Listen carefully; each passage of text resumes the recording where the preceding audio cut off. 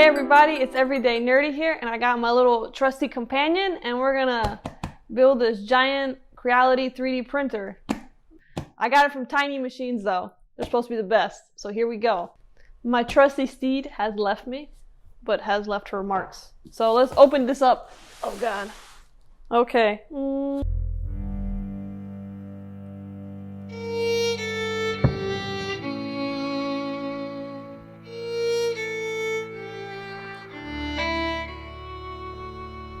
So we're gonna open up this box.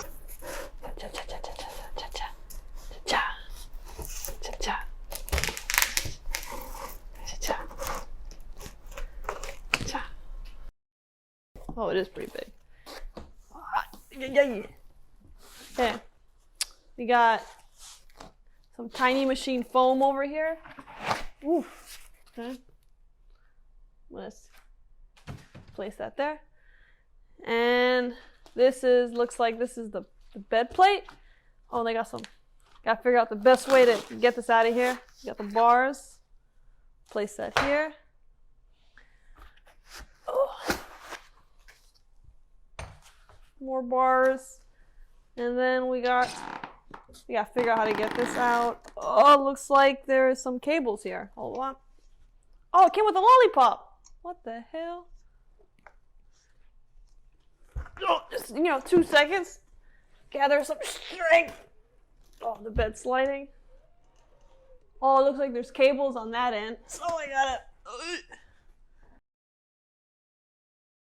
Trying to figure out how to get... Because this is connected to the...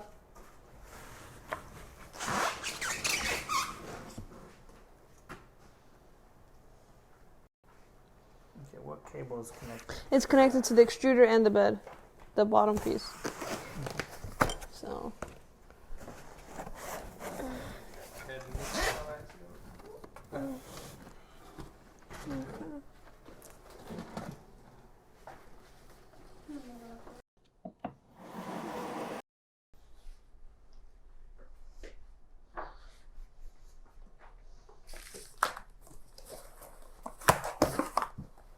Oh shoot, it came with filament. So as you can see, I'm not exactly the building type. I am the artiste.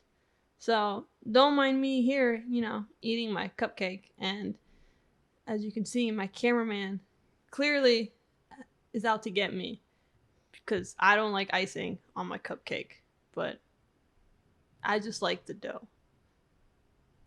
But let's go back to what we're here for. So we're going to be setting up the Creality CR-10 Max, and these are the screws we're screwing in. As you can see, I have a close-up view on one side and a kind of expanded view on the other. Sorry for the weird angle. I didn't realize, camera things until later on. But yeah, so you screw them in, and there's a manual that comes with this printer that tells you which screws go to where. It's pretty simple, and the L wrench comes with a kit, so you don't have to provide your own L wrench. And then the next step is to put on the axes, Z-axis stuff. So, the only thing with this one is I think you need 2 people for this printer because you kind of have to lean off on the side of a table or something. So as you can see, my helper over here, my little trusty steed, number 2, is screwing it on the bottom. And he's hanging it off the table to do this. And like I said again, I am the artiste. Building stuff is not what I do. So either way, you got to tighten the screw, and what you do to one side, you're going to have to do to the other. And now the next one is, so these bars, we messed up when we first installed them. You have to have the screw in one. So when you connect them, there's a screw that connects them, but it's better to hold on to one of the bottom ones when you try to screw it in. And the one thing we forgot to add on them is you're supposed to add a nut on them. Not in between, but on the bottom ends, because the bottom ends are what's going to be attaching to the printer. As you can see, the top part right there. And this is kind of basically, I don't know if you guys remember the CR-10, the original one. They had these add-ons for bar rods, and that's kind of basically what this is. And you have these things here for the top part. Oh, and before I forget, so that jumper cable thing that's hanging up from the top of the Z-axis, that is actually something that was added on by Tiny Machine. There's a couple things in here that were added as on by Tiny Machine to, I guess, basically make the printer better, which is why I like getting my printers from Tiny Machine. This is honestly my second printer.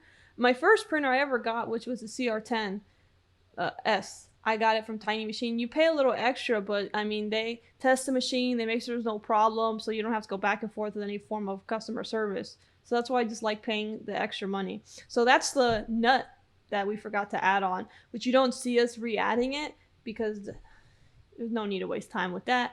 But yeah, so that was the nut that we didn't add on. And then after all that's done, you just tighten up, the screws that you see here and there, make sure everything's nice and good, nothing too wobbly. See, my presence isn't needed when you have someone do your work for you. But I do my models, that I do put in all the effort to. I just don't. I'm not a builder. What can I say? But you give me some Legos, I'll build that. I'll build some Lego kits. Lego kits and maybe some IKEA furniture. I can do that all day. And here we have the cables that we had to plug in at the end, plugging into the motors. So plug them in. You gotta plug in this guy over here. Plug, little pinch, snap. Another one you plug in, a little pinch and the snap. You'll hear like a small click when you plug it in. So this here's a button tube we're installing, and it looks like it's an updated one. I should have kept track of all the updates from Tiny Machines compared to the CR-10 Max without it. So here, the part that we're adding now finally is the piece to, if you want to place it here, the filament roll. I'm pretty sure there's probably maybe add-ons. You can put the filament roll somewhere else. I haven't really printed anything on this printer yet. I will be doing that in my next video. But some of the issues I saw in this 3D printing video, I'll have the link somewhere. This guy discusses all the issue he had with the CR-10 Max, and some of these issues were actually fixed, in my point of view, from Tiny Machines, which is again why I like them a lot. They have, they just fix things. I had my hot end swapped with the Micro Swiss, I believe, and I have a 0.4 currently on there, but I plan on switching it with the 0.6. I try to dabble with the 0.8, but some of the reviews are real mixed, and I just kind of want to have my print still looking somewhat nice. I mean, not saying that the 0.8 won't come out nice, but there's too much line. And yep, that's basically it with the printer. And here's the final setup.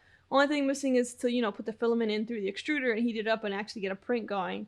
But if you look closely and you see on that bottom left-hand side, next to the plants, next to the window, the sliding door, that is the flexi bed that I got from TH3D, which I forgot to install in the video, but I'll promise you I'll have it on the next video. So yeah, I'll definitely have a print going in this, and the goal is to print finally the Gundam head with this printer. So wish me best of luck. Until next time, bye.